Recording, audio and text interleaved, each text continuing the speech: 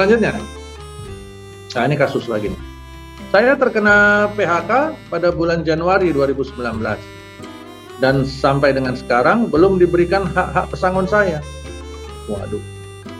Sudah saya laporkan ke Disnaker dan sudah dilakukan mediasi. Tapi mediasi tersebut oleh Disnaker setempat dikategorikan bukan sebagai perselisihan PHK, tapi sebagai perselisihan kepentingan. Saya menggunakan lawyer untuk menangani kasus saya. Sampai dengan sekarang belum juga maju ke PHI karena masalah biaya di PHI. Apakah kasus saya dapat dianggap sudah kadaluarsa? Apakah masih bisa diajukan ke PHI? Baik. Pertama saya ikut prihatin dengan kasus ini. Ya, buat penanya atau Bapak Ibu yang bertanya dan yang mengalami kasus serupa, nggak usah menyerah hal-hal seperti ini. Ya, rezeki itu bukan di tangan PHI, bukan di tangan perusahaan, bukan di tangan lawyer, bukan di tangan Disnaker, tapi di tangan Tuhan. Jadi nggak usah khawatir, tetap aja terus jalan. Berusaha, kalau cari pekerjaan, kalau mau usaha dan sebagainya. Ya, nah yang kedua mengenai proses yang sudah dijalani oleh si penanya. Sudah dilaporkan ke Disnaker, sudah mediasi, bagus, berarti sudah dijalani prosesnya.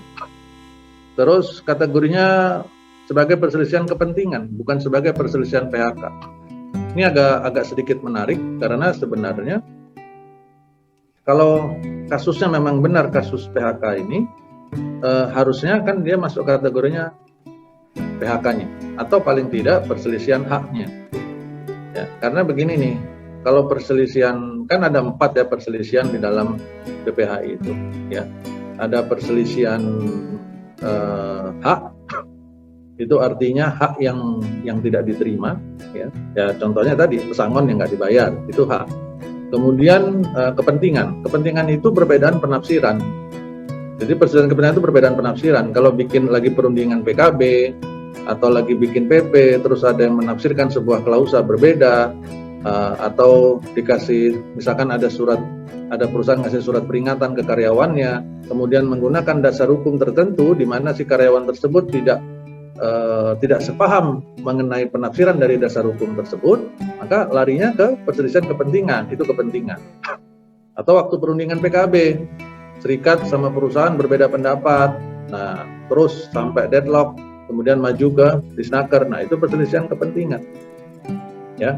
Tapi kalau PHK umumnya itu cuma 2 perselisihan PHK-nya, bisa menerima apa enggak. Kalau sekarang bisa menerima, berarti perselisihan berikutnya perselisihan hak, yaitu tentang nilai pesangonnya, kan begitu, ya, tentang nilai pesangonnya. Kalau PHK-nya belum bisa terima, maka keputusan PHK-nya dulu yang diutak-atik, ya, boleh di PHK apa enggak, kan begitu. Tapi kalau PHK-nya saya nggak masalah di PHK, yang penting bayarnya sesuai undang-undang. Nah itu baru urusannya tentang perselisihan haknya, karena haknya belum dibayar pesangonnya tadi. Nah baru yang jenis perselisihan yang keempat adalah perselisihan antar serikat pekerja. Nah ini biasanya terjadi pada saat saling mengklaim anggota, ada double anggota dan sebagainya, perebutan anggota, ya itu biasanya terjadi perselisihan antar serikat pekerja. Nah kembali ke contoh kasus tadi ini atau kasus yang disampaikan. Saya berpikir harus berhati-hati di sini, karena kalau perselisihan kepentingan perlu kita pahami, kalau masuk ke PHI itu perselisihan kepentingan itu menjadi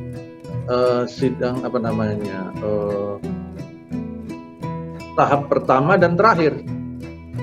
Jadi perselisihan kepentingan itu tidak bisa maju lagi setelah PHI. Nggak bisa ke Mahkamah Agung, maksudnya nggak bisa kasasi, dia berhenti sampai di sana. Tapi kalau perselisihan hak, perselisihan PHK masih bisa. Ya. Dan pertanyaan berikutnya adalah di mana disebutkan tentang perselisihan kepentingan? Apakah dalam anjuran ada disebutkan sebagai perselisihan kepentingan? Ya, saya kok sangat jarang melihat anjuran yang menuliskan secara spesifik ini perselisihan apa, saya sangat jarang. Kalau ini ya, masih dalam batasan-batasan diskusi atau secara verbal, ya nggak usah terlalu dipikirin, Bapak Ibu. Ya.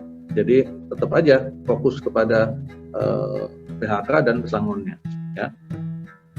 Menggunakan lawyer untuk menangani kasus ini bagus. Itu berarti sudah tindakan yang benar menggunakan kuasa. Ya, karena mereka teman-teman kita lawyer itu juga lebih paham, apalagi sekarang ranahnya mau maju ke PHI. Ya. Terus sekarang belum juga maju ke PHI karena masalah biaya di PHI. Nah, ini juga kurang jelas karena pertama begini Bapak Ibu, apabila yang saya pahami di dalam Undang-Undang Nomor 2 Tahun 2004 tentang PPHI, penyelesaian perselisihan hubungan industrial, apabila gugatannya itu di bawah 150 juta, maka biaya pengadilannya gratis. Ya, biaya pengadilannya gratis. Tapi kalau sudah di atas 150 juta gugatannya, baru ada biayanya. Dan biayanya itu, ingat saya pada saat apa sih namanya, uang panjar atau apa ya, pada saat pertama masukin gugatan di pengadilan, itu ada masukkan uang, saya lupa namanya, uang panjar atau apa, mungkin teman-teman dari litigasi yang ada ikut di ruangan ini bisa bantu saya istilahnya, ya. Dan itu nilainya setahu saya juga berkisar antara kurang lebih sekitar 2-3 jutaan ya. 2-3 jutaan. Ya. Itu. Saya nggak tahu masalah biaya apa lagi. Sejauh yang saya tahu nggak ada. Secara formal tidak ada lagi biaya yang dibutuhkan di PHI kecuali biaya transport yang seperti itu ya. Karena memang persidangan di PHI itu cukup lama dan cukup panjang. Lama dalam arti waktunya, cukup panjang karena berulang-ulang sidangnya, dan sidangnya ke ibu kota provinsi kan. Kalau di Jawa Barat ini ya di Bandung, meskipun misalkan kita tinggalnya di Bekasi atau tinggalnya di Bogor, di Depok, ya harus ke Bandung sidangnya. Cuman kalau sudah pakai lawyer kan lawyernya yang ke Bandung, yang berangkat sidang lawyernya. Kita sebagai prinsipal, sebagai pemberi kuasa tidak wajib untuk hadir dalam setiap persidangan, nggak wajib. Bahkan di beberapa kasus yang kami tangani, prinsipal sama sekali nggak hadir sampai putusan selesai, nggak hadir, ya, karena sudah dikuasakan. Ya, itu tentang, saya kurang jelas maksudnya masalah biaya ini biaya apa. Tapi sejauh yang saya pahami tadi masalah biaya yang saya pahami tadi sudah saya jelaskan ya. Kemudian apakah kasus saya dianggap sebagai kadaluarsa? Tidak. Ya, Bapak Ibu, klausa tentang kadaluarsa di dalam Undang-Undang 13 itu ada 2 dan kedua-duanya sudah dinyatakan tidak memiliki kekuatan hukum mengikat oleh putusan Mahkamah Konstitusi, sehingga sudah tidak ada lagi masa kadaluarsa.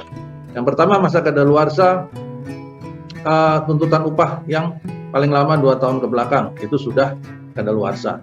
Kemudian yang kedua, ketentuan masa kadaluarsa untuk PHK. Waktu itu disebutkan paling lama 1 tahun. 1 tahun setelah PHK, kalau terlewati 1 tahun nggak juga mengajukan gugatan, dianggap sudah selesai urusannya, jadi kadaluarsa. Itu juga sudah dicabut, sudah dianggap tidak memiliki kekuatan hukum mengikat oleh putusan Mahkamah Konstitusi, sehingga sudah tidak ada lagi masa kadaluarsa, Bapak Ibu. Karena ini kasusnya di bulan Januari 2019, dan saya tahu 2019 itu kedua putusan Mahkamah Konstitusi tentang yang masa kadaluarsa sudah muncul sebelum 2019, berarti ini sudah termasuk yang tidak ada kadaluarsa. Jadi masih boleh, ya. Apakah masih bisa diajukan ke PHI? Ya masih, kan belum pernah diajukan sebelum. Jadi masih bisa dan tidak ada kadaluarsa. Jadi nggak usah terlalu khawatir. Paling yang perlu dipahami, kalau tidak sesegera mungkin itu nanti bagian dari tuntutannya itu nggak bisa terlalu panjang, nggak bisa menyertakan upah proses yang panjang. Ya, kenapa? Karena kita sendiri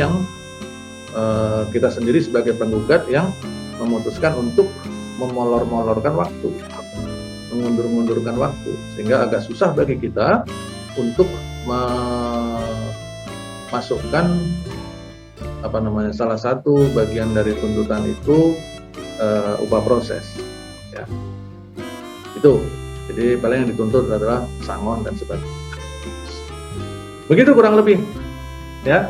Tapi tindakan sudah dengan menggunakan lawyer sudah bagus. mereka juga sudah sangat paham tentang bagaimana beracara di pengadilan. Ya. Mengenai biaya tadi sudah saya jelaskan ya. Nah, silakan mungkin diklarifikasi dengan pihak lawyernya, biaya apa yang dimaksudkan sini. Dan nilai gugatan itu kalau di bawah 150 juta gratis, nggak perlu mikirin biaya apa-apa. Ya. Begitu.